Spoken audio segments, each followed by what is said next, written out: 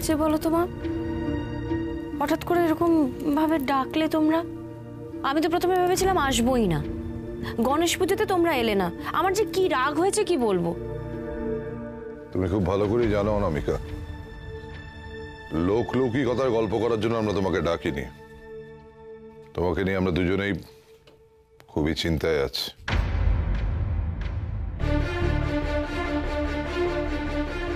অনেক ভেবে চিন্তে লালকুঠিতে বিক্রমের সঙ্গে তোমার বিয়ে দেওয়া হয়েছিল।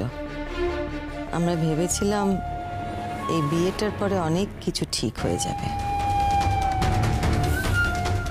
তোমার বাবার অনেক আশা ছিল তোমাকে নিয়ে। আমি কি এমন করেছি যে বাবা ডিসঅ্যাপয়েন্টেড হচ্ছে?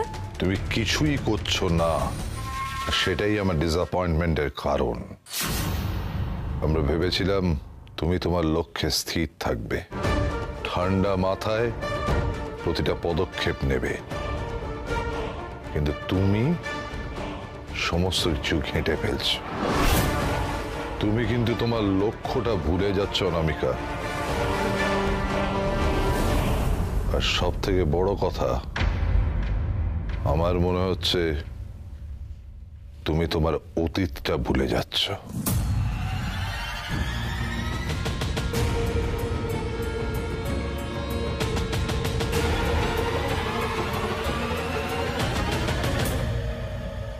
অনামিকার একটা অতীত আছে বিথি, বিরাট বড় এবং অজানা অতীত, আর সেটা খুব রহস্যময় বটে। সে অতীতটা সম্বন্ধে আমরা কিচ্ছু জানি না। ইনফ্যাক্ট আমার অতীত সম্বন্ধেও সব জেনে নিয়েছে, কিন্তু নিজের অতীতটাকে সযত্নে আড়াল করে রেখেছে। একবারও অতীত নিয়ে কথা ওঠায় আমি ওর চোখে আগুন দেখেছিলাম। কি হয়েছে? হাতটাতে কি আছে যার জন্য তুমি এভাবে প্যানিক করছো? আমার যদি আপনাকে অতীত নিয়ে কোনো প্রশ্ন করার অধিকার না থাকে, তাহলে আপনারও অধিকার নেই আমার অতীত নিয়ে কোনো প্রশ্ন করার। না, আমার এটা মনে হয় না।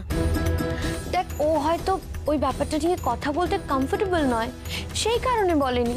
এটা নিয়ে এত কিছু ভাবার মতো কিছু না রে, না না না না, সবটাই অনামিকার সেই অতীতের সাথে জড়িয়ে, তাই জন্যই আমি বলছি। তোকে বোঝাতে পারছি না। দেখ, on the face of it, বাইরে থেকে দেখলে মনে হবে জিনিসটাতে সাথে অনামিকার কোনো বৈশিষ্ট্যই ম্যাচ করছে না। অনামিকা জিনির মতো বাস্কেটবল খেলতে পারে না, মারপিট করতে পারে না, ছেলেদের মতন প্যান্টের পকেটে হাত ঢুকিয়ে একে ওকে থ্রেট করতে পারে না। বরং অনামিকা ইমোশনাল, ফ্র্যাজাইল, একটু ছোট ছোট দুঃখেই কেঁদে ভাসিয়ে দেয়। But there is something about her. একটা কিছু আছে যেটা তো কিভাবে বোঝাবো জানি না। ওর ভেতরের থেকে একটা অন্য মানুষ বেরিয়ে আসে মাঝে মধ্যে, আর ঠিক তখন আমি কানেকশনটা ফিল করতে পারি। আমি ওর আড়ালে থাকা চিনিকে দেখতে পাই।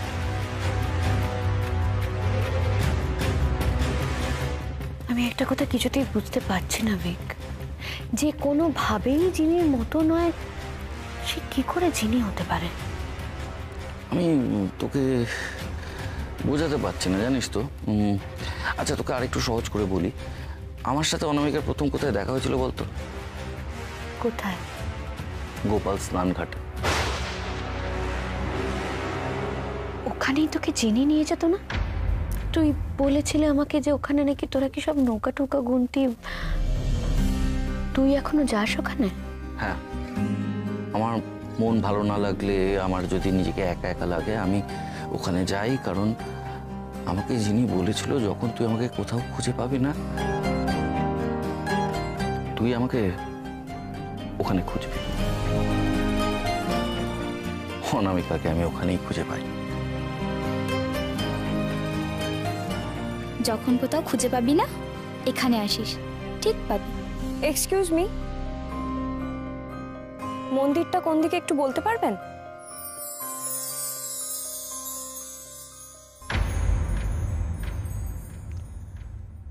তোর কি হয়েছে বলতো? একটা কাকতালীয় ব্যাপার নিয়ে তুই একটু বেশি ভাবছিস না? সবটা তো কাকতালীয় হতে পারে না বিথি। সেদিন যখন বাড়িতে আমার অতীতের কথা উঠলো, আই ওয়াজ নট লাইকিং ইট, আমার ভালো লাগছিল না, আমি বাড়ি ছেড়ে বেরিয়ে গেছিলাম।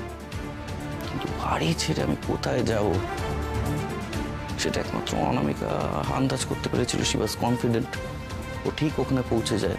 আর শুধু তাই নয়, ওখানে গিয়ে আমাকে এমন একটা কবিতা বলে যেটা আমি জিনিকে শুনিয়েছিলাম, শুধুমাত্র জিনিকে।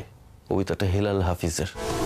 সুতো কেটে তুমি গোটালে নাটাই, আমি তো কাঙাল খুঁড়ি। বৈরি বাতাসে কি আশ্চর্য, একা একা আজও উড়ি। এবার কিন্তু তুই একটুখানি বেশি ভাবছিস, অদ্ভুত অদ্ভুত কথা বলছিস। একটা কবিতা দুটো মানুষ জানতে পারে না, কি অদ্ভুত ব্যাপার বলতো। আচ্ছা ঠিক আছে, আমি মেনে নিচ্ছি যে তুই যেটা বলছিস সেটা ঠিক, কিন্তু সেটাও যদি আমরা ভেবে দেখি, জিনির তো কবিতা পছন্দ ছিল না, তো একদম ইন্টারেস্ট ছিল না কবিতার প্রতি, তাহলে ওর তো কবিতাটা মনে রাখারই কথা নয়। বুঝতে পারছি তুই কি লজিক দিচ্ছিস। মানে তুই বলছিস অনামিকা কবিতার প্রতি ইন্টারেস্টেড, তাই ওই হেলাল হাফিজের কবিতা জানে। অনামিকা আমাকে তাই বলেছে। এখানেও একটা ছোট্ট ক্যাচ আছে জানিস তো। এই বাড়িতে তাক ভর্তি, আলমারি ভর্তি কবিতার বই, কিন্তু অনামিকাকে উল্টাতে দেখলাম না একটা পাতাও।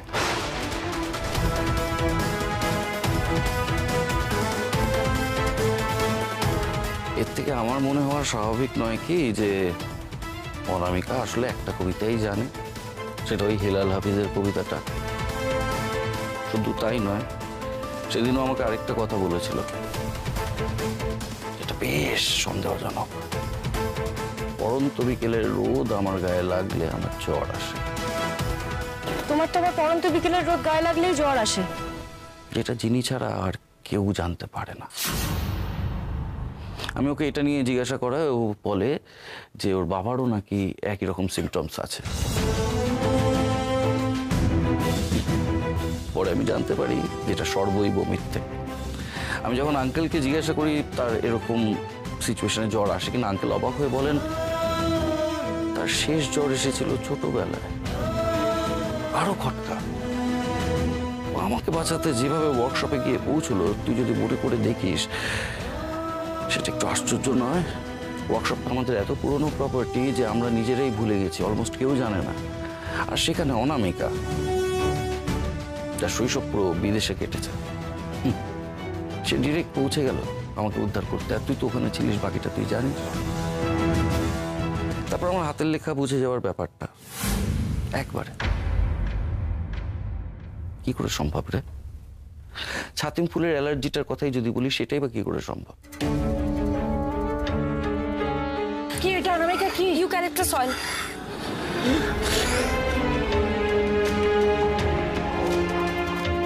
এক মিনিট ভিক, আমি যতদূর জানি ওটা কিন্তু মহুয়া ওকে বলেছিল। হ্যাঁ, আমিও তাই শুনেছিলাম। তুই ভেবে দেখ, যেভাবে ওই ইউক্যালিপটাস অয়েল এনে পুরো পরিচর্যাটা করলো, যেভাবে আমাকে সারিয়ে তুললো, আমার মনে হলো পুরো ব্যাপারটাতে অভ্যস্ত, আগে থেকে প্রিপেয়ার্ড। এইখানেই আমার একটা সমস্যা হচ্ছে জানিস তো। আমি একটা টান ফিল করছি, একটা। তুই তো জানিস, যিনি আমার লাইফ থেকে চলে যাওয়ার পর I was not interested in anybody. কিন্তু অনামিকা প্রথম দিন থেকে আমাকে টানছে, প্রথম দিন থেকে। তুই যদি ভেবে দেখিস বিথি, আমার তো অনামিকাকে পছন্দ করার কোনো কারণ নেই, কারণ আমি যা আর অনামিকা যা, আমাদের মধ্যে পার্থক্য আকাশ আর পাতাল। তাও একটা সুতোতে টান পড়ছিল, কানেকশনের সুতো। আর সেই সুতোর টানে আমি বারবার ওর দিকে চলে আসছিলাম। আমি জানি বিথি, আমার কথাটা বিশ্বাস করা শক্ত, কিন্তু নিজের মনের ফিলিংটা আমি কি করে ইগনোর করি বলতো? ভিক, তোকে আমি একটা কথা বলি। দেখ রূপালী, বা আমি যদি ধরেও নিই আমাদের মহুয়া, এদেরকে যিনি ভাবার অনেকগুলো কারণ তোর কাছে আছে। ব্রাদার, তুই অনেক প্রমাণও পেয়েছিস, হাতে নাতে প্রমাণ পেয়েছিস তুই। কিন্তু অনামিকা, ওকে চিনি ভাবার কারণ এই কারণে নেই, তুই কোনো প্রমাণ কিন্তু ওর এগেনস্টে পাসনি। যেগুলো তুই ভাবছিস এগুলো শুধুমাত্রই তোর মনে হওয়া। ব্রাদার, তুই মনে করতে চাইছিস, তাই তুই এত ভাবছিস।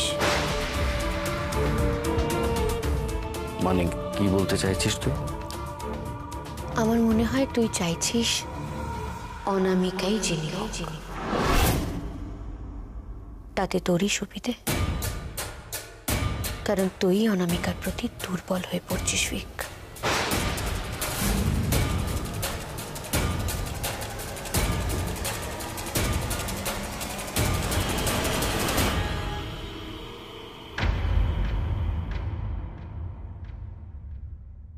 অনামিকা, তুমি কিন্তু একটু বেশি দুর্বল হয়ে পড়ছো বিক্রমের প্রতি, একটু বেশি ইনভলভ হয়ে পড়ছো। ইনভলভ হব না? কি বলছো বলো তো তোমরা, আমি বুঝতে পারছি না। ইনভলভ হব না তো কি করব? তোমরাই তো আমাকে ওই বাড়িতে বিয়ে দিয়েছো, তারপর আমি ইনভলভ হব না? তখন যা পরিস্থিতি ছিল এখন কি তাই আছে অনামিকা? বিক্রম তোমার সঙ্গে ঠিক কোন কাজটা করেছে বা করছে আমরা সব বুঝতে পারছি অনামিকা। তাই বলছি, ও এমন কোনো কাজ করেছে কি যার জন্য তুমি সব ভুলে নিজেকে ওর সামনে ছোট করছো? বাবা, আমি ঠিক করি, ভুল করি বা যা ইচ্ছে করি, বিক্রমের ওপর কোনো আঁচ আসতে দেব না।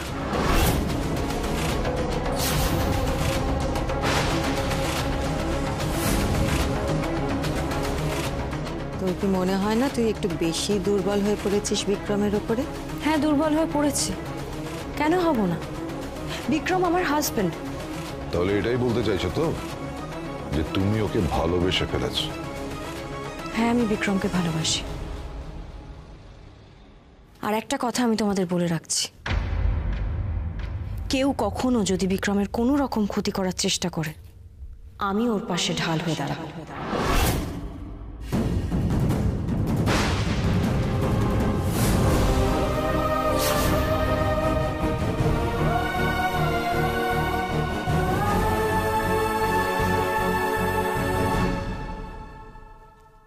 বুকে হাত রেখে বল ভিক, তুই অনামিকাকে ভালোবেসে ফেলিসনি?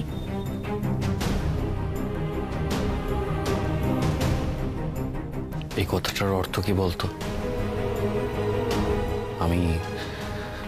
আমার এখন একটাই উদ্দেশ্য, চিনিকে খুঁজে বার করা। আমি অন্য কিছু ভাবছি না।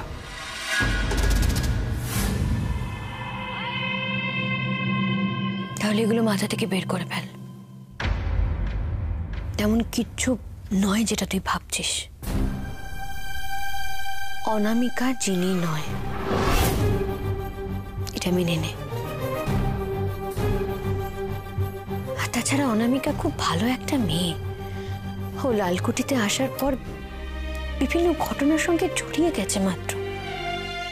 আমার মনে হয় না ওর জীবনে এমন কোনো রহস্য আছে যেটা ও লুকোবে।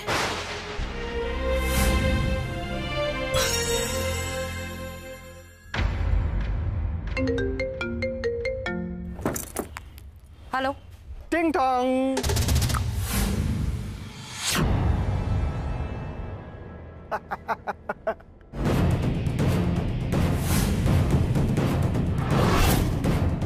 আবার তুমি আমাকে ফোন করেছো? কি চাইটা কি তোমার? প্রতিবার একই প্রশ্ন করো কেন বলো তো? তুমি জানো না আমি কি চাই? দেখা করো, এক্ষুনি দেখা করো।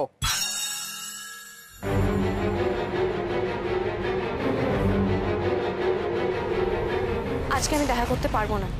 আর তোমার কি মনে হয় বাবা যদি এই কথাটা জানতে পারে তোমার কি হবে তুমি জানো? এই তোমার কি মনে হয় না তোমার সত্যিটা যদি সবাই জেনে ফেলে তাহলে তোমার পক্ষেও সেটা খুব একটা ভালো হয় না, তাই না? হ্যাঁ শোনো, তোমার বিয়ের দিনকে যে কাজটা তুমি করতে বলেছিলে সেটা কিন্তু আমি কমপ্লিট করে ফেলেছি। এখন তুমি না এলে সেই কাজটার কথা কিন্তু আমি সবাইকে বুঝতে পারছো তো? না, আমি আসছি। Good girl.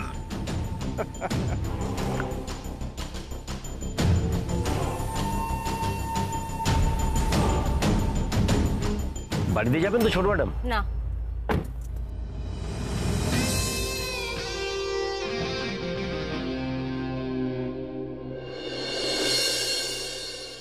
মহুয়া, হ্যাঁ ছোট ভাই বলো।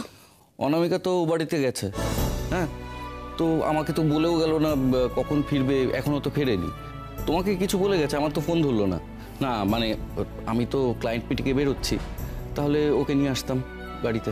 না না, আমাকে ফোন করেছিল, ও বাড়ি থেকে বেরিয়ে গেছে, একটু শপিং করবে, ফিরতে লেট হবে। ও ঠিক আছে। ছোটদা ভাই একটু শোনো। কি বলছিল বলো। জিনিকে খোঁজাটা বন্ধ করো, বন্ধ করো।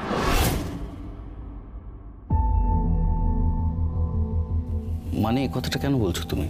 আমি খুব ভালো করে বুঝতে পারছি তুমি আর ছোটদি ভাই দুজনে মিলে জিনিকে খোঁজা শুরু করেছো। আর কেউ বুঝুক না বুঝুক আমি সেটা বুঝতে পারছি। জিনিকে খুঁজো না, তার ফল ভালো হবে না।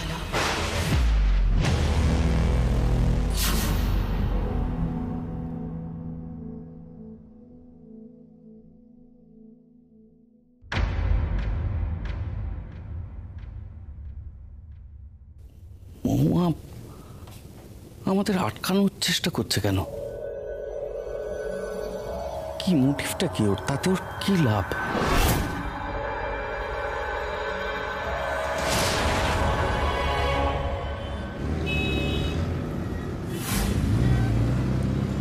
তোমাকে দেওয়ার মতো আমার কাছে এখন কিচ্ছু নেই। আমি তো জানতাম না যে তোমার আজকে আমার কথা মনে পড়বে, তাহলে বাড়ি থেকে টাকা নিয়ে বেরোতাম। প্লিজ আমাকে একটু সময় দাও। আরে সময়টাই তো নেই আমার কাছে। আমি এখানে তোমার মুখ দেখতে এসেছি নাকি? হ্যাঁ, টাকাটা অ্যারেঞ্জ করো, নাহলে কিন্তু ফল ভালো হবে না। তুমি এটা ভুলে যেও না তোমার ব্যাপারে আমি কি কি জানি। সেটা যদি তোমার হাজবেন্ড জানতে পারে তাহলে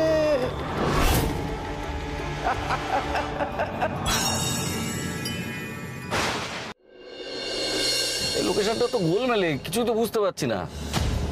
আপনার জিপিএসটা কাজ করছে না? না স্যার, আমি তো রাস্তায় বুঝতে পারছি না।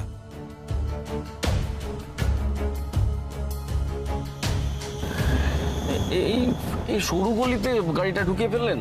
এ কি এই রাস্তাটা তো কোথাও যাচ্ছে বলে মনে হচ্ছে না, আমিও তো চিনতে পারছি না।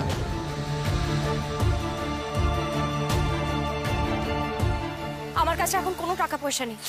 তোমার যা টাকা লাগবে আমি বলছি তো, আমি তোমাকে পরে দিয়ে দেবো। না, ভরসা আমি তোমাকেও করি না, তোমার বাবাকেও করি না। আমি এসছি যখন কিছু একটা তো আমি নিয়ে যাবই।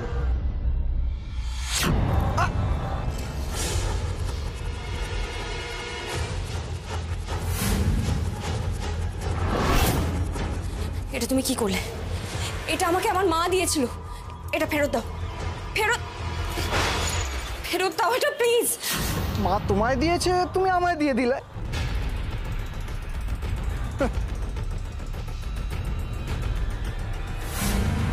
আজ থেকে এটা আমার। কত বড় একটা কাজ করে দিলাম তোমার জন্য। দাম তো একটু বেশি লাগবেই, তাই না? তুমি এটা ঠিক করছো না, এটা মোটেও তুমি ঠিক করছো না।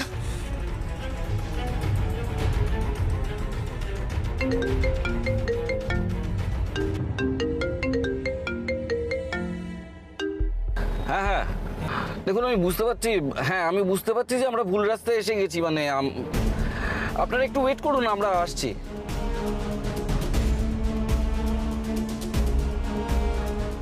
ও দাদা, গাড়ি ঘোরাও, এই রাস্তা নয়, তুমি ভুল রাস্তায় যাচ্ছ, গাড়ি ঘোরাও।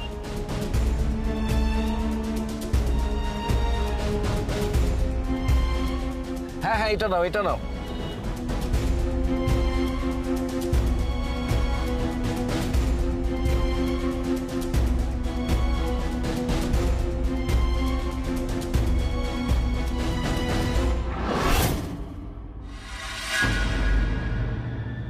এই এই দাঁড় করো, দাঁড় করো, দাঁড় করো দাদা।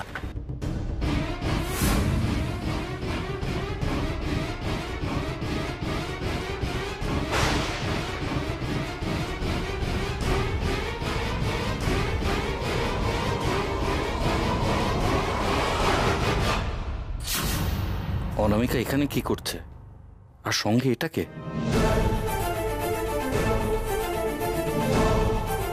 আমাকে ফোন করেছিল, ও বাড়ি থেকে বেরিয়ে গেছে, একটু শপিং করবে, ফিরতে লেট হবে।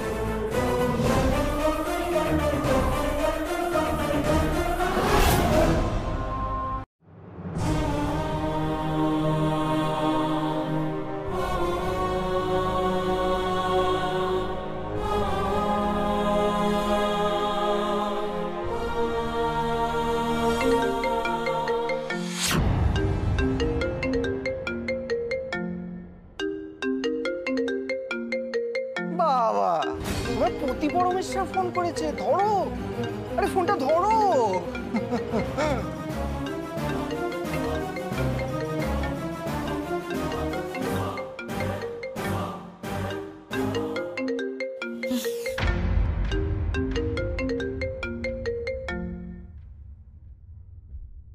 হ্যাঁ বিক্রম, বলো। অনামিকা, আমি মিটিং করতে বাইরে বেরিয়েছিলাম, তুমিও তো বাইরে। কোথায় আছো বলো, আমি পিক করে নিচ্ছি। আসলে আমি না একটু একটু শপিং করতে বেরিয়েছি, অনেক কেনাকাটা করছি। তুমি চিন্তা করো না, আমার সাথে ঝন্টু কাকা আছে, কোনো অসুবিধা হবে না। বিক্রম, আমার হাতে না প্রচুর জিনিস, আমার আসতে একটু লেট হবে। হ্যাঁ, রাখছি।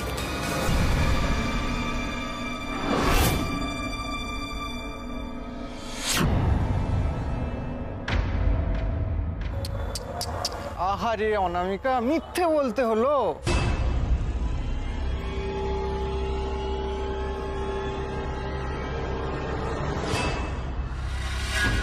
অনামিকা এমন একটা জায়গায় এই লোকটার সঙ্গে কি করছে, আর আমাকে এভাবে মিথ্যে বললো কেন? কে এই লোকটা?